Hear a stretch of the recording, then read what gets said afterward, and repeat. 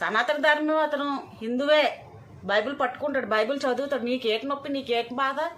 మా ప్రతి ఒక్కరు చెప్పుతున్నారు కదా, ప్రతి హిందువు కూడా చెప్తున్నాడు కదా, మేము క్రిస్టియన్స్ని గౌరవిస్తాము, ముస్లిమ్స్ని గౌరవిస్తామని చెప్తారు కదా. నీ చెవులు గట్టి ఏమయ్యా వినిపించడం లేదు? నీ చెవులకి మీ సోషల్ మీడియాలో కనిపించడం లేదా నీకు?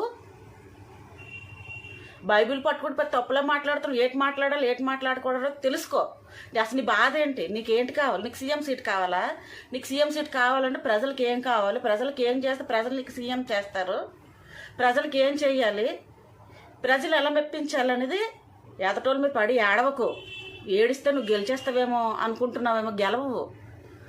వార్డు మెంబరు కూడా అవ్వవు నువ్వు.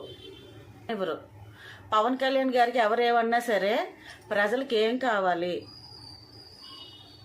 ఏ ఇస్తే ప్రజలు తృప్తి పడతారు, ప్రజలకు ఏం చేస్తే తృప్తి పడతారు అనేది తెలుసుకొని ప్రజల్లోకి వెళ్ళి ప్రజలకి ఏం కావాలన్నది ప్రజలకు కావాల్సింది ఇచ్చారు కాబట్టే ఈనాడు గెలిపించారు. అతను ప్రజలకి ధైర్యాన్ని ఇచ్చారు.